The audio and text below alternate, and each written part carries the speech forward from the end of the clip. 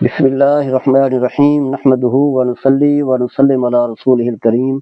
وعلی آلہ الطیبین واصحابہ الطاہرین اما بعد۔ حضرات گرامی، ان اعمال میں سے جو میت کو مرنے کے بعد نفع دینے والے ہیں، ایک عمل یہ بھی ہے کہ مسلمان اس کی تعریف و توصیف کر دیں، اس کی خوبیاں جو ہے بیان کریں، اس کے حق میں جو اچھے کلمات کہہ دیں، تو یہ عمل بھی مرنے والے کو فائدہ پہنچاتا ہے۔ اور واضح ہے، بنیاد نبی کریم صلی اللہ علیہ وسلم کی حدیث مقدسہ ہیں۔ مسلمان کے لیے جب اللہ تبارک و تعالیٰ کا فرمان آ جائے بطور دلیل کے، اور نبی کریم صلی اللہ علیہ وسلم کی حدیث مقدسہ بنیاد بنے، تو پھر اس پر یقین کرنا ہوتا ہے اور اس کا فائدہ بھی ہوتا ہے، مرنے والے کو بھی دلیل موجود ہے۔ حدیث پاک میں آتا ہے، حضرت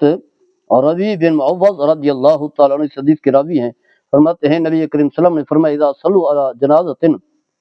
واصنوا خیرا، جب تم کسی میت کی نماز جنازہ پڑھو اور اس کی تعریف کرو، اچھے کلمات کہو اس کے حق میں، تو یقول رب عز وجل اجزت شہادتہم فیما یعلمون، اللہ تعالیٰ فرماتا ہے جو لوگ یہ جانتے ہیں اس بارے میں ان کی گواہی کافی ہے، ان کی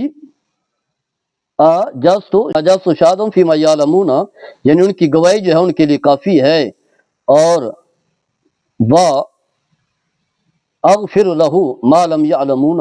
اور جن چیز کو وہ نہیں جانتے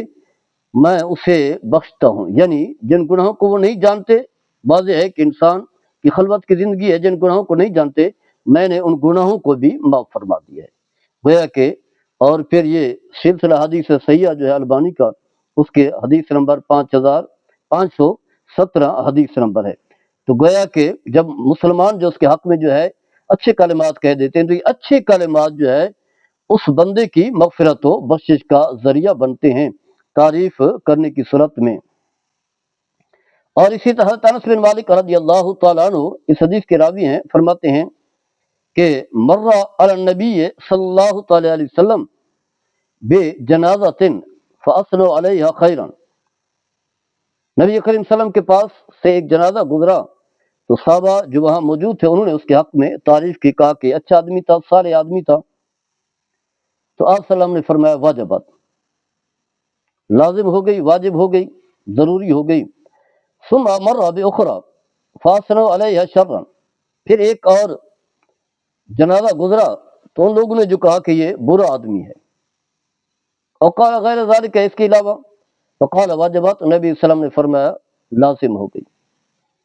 تو پھر فقیل یا رسول اللہ قلت لہذا واجبات ولہذا واجبات، صحابہ کرام حیران ہوئے، یا رسول اللہ صلی اللہ علیہ وسلم ایک جنازہ گزرا تو آپ نے فرمایا واجبات، دوسرا گزرا تو آپ اس کے بارے میں واجب فرمایا، یعنی ایک کے حق میں تعریف کی گئی پھر بھی آپ نے واجبات کہا، دوسرے کے حق میں جو ہے وہ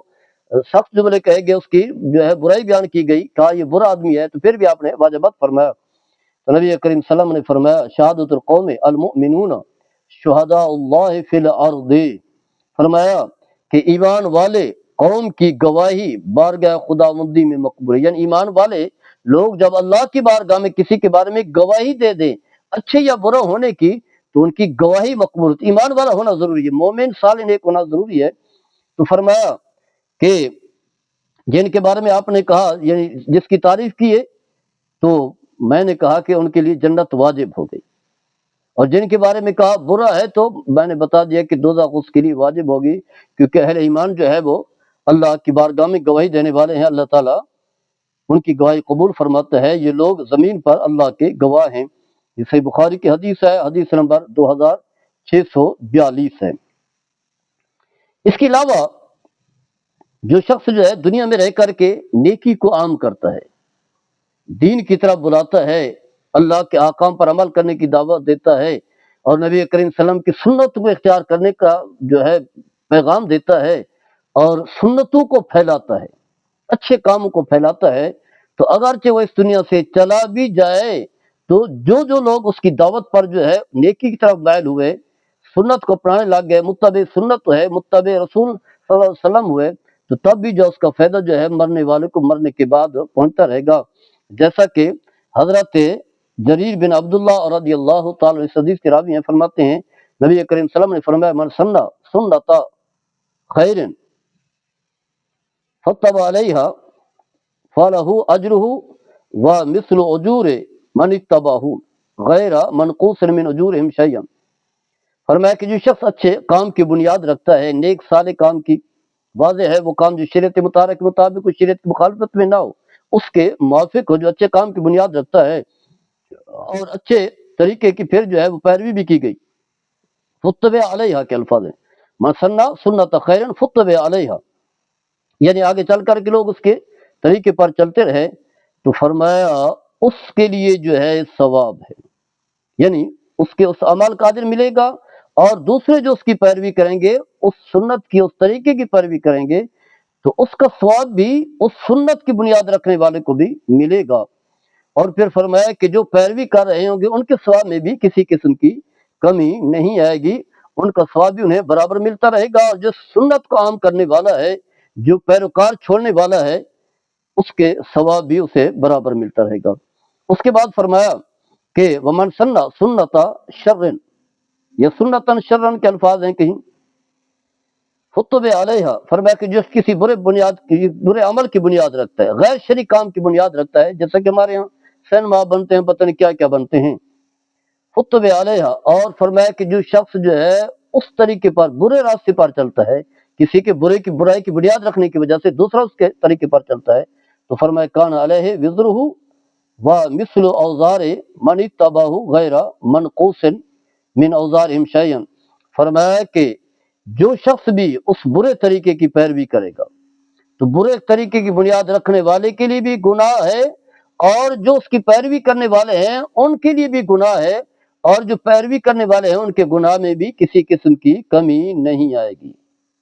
تو لہذا دنیا میں رہ کر کے اچھے کاموں کی بنیاد رکھنی چاہیے، تاکہ مرنے کے بعد بھی اس کا فائدہ پہنچتا رہے۔ جامع ترمذی کی حدیث ہے 2675 ہے۔ اسی طرح ایک شخص جو ہے زندگی میں درخت لگاتا ہے جس سے جو ہے پھل اگتے ہیں، اور انسان بھی اس سے پھل کھاتے ہیں، باقی پرندے ہیں، باقی مخلوق ہے، جانور ہیں، جو چیز بھی کھاتے ہیں، تو مرنے والے کو فائدہ جو ہے مرنے کے بعد بھی پہنچتا ہے، جیسا کہ انس بن مالک رضی اللہ تعالی عنہ حدیث کرامی میں فرماتے ہیں، نبی صلی اللہ علیہ وسلم نے فرمایا ما من مسلم یغرس غرسا او یزرع زرعا فیاکل منه انسان او طیر او بہیمۃ الا کانت له صدقۃ، فرمایا جو بھی مسلمان کوئی درخت لگاتا ہے یا کوئی فصل جو ہے اگاتا ہے، جیسے کہ ہمارے یہاں کھیتی باڑی ہوتی ہے، درخت لگاتا ہے، کھیتی باڑی اگاتا ہے، فرمایا جس سے انسان کھاتے ہیں، یعنی اس کے اپنے فیملی کے لوگ، باقی غربا پر، فقراء پر خرچ کرتا ہے، مساکین پر خرچ کرتا ہے، چاہے وہ درختوں کی صورت میں ہے یا جو ہے پیداوار کی صورت میں، یا فرمایا پرندے یا چرندے، پرندے یا چرندے یا جانور، باقی جانور جو اس میں سے کھاتے ہیں، تو فرمایا یہ بھی اس کے لیے صدقہ ہے، یعنی ایسا صدقہ ہے کہ چاہے اس دنیا سے چلا بھی جائے، اس کا فائدہ جو ہے اسے مرنے کے بعد بھی پہنچتا رہتا ہے۔ یہ حدیث بھی جامع ترمذی کی حدیث ہے 1382 صفحہ نمبر ہے۔ تو یہ چند اعمال ہے، یقیناً یہ کثیر اعمال ہیں، ہم جو ہے ان اعمال کو سر انجام دے سکتے ہیں، کوئی مشکل نہیں ہے،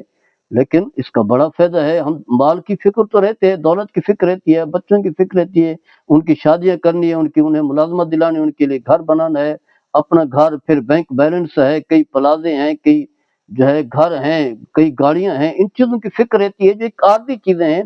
دنیا میں رہنے والی ہیں۔ جب دنیا سے ہم چلے گئے تو سب کچھ اس دنیا میں رہ جائے گا، ان اعمال کی ہمیں فکر نہیں ہے جو قبر میں کام آتے رہیں گے، قبر میں نفع دینے والے ہوں گے، عذاب قبر سے بچانے والے، قبر کی وسعت کے لیے قبر کی کو جنت کا نمونہ بنانے والے، اور آخرت میں بھی نیکیاں بڑھانے والے جو اعمال ہیں ان کی ہمیں فکر نہیں ہوتی۔ ضرورت اس بات کے مسلمان کی توجہ جو ہے ان اعمال کی طرف ہو، اور واضح ہے ان کی بنیاد، ان کے حقائق جو ہیں اللہ تبارک و تعالیٰ کا فرمان، نبی کریم صلی اللہ علیہ وسلم کی سیرت طیبہ ہے۔ جب یہ ان ہستیوں نے بتا دیا تو پھر ہمارے لیے اس کے بغیر اور کوئی چارہ نہیں ہے۔ اللہ تعالیٰ ہم سب کو عمل کرنے کی توفیق عطا فرمائے، ہمارے جل جلالہ۔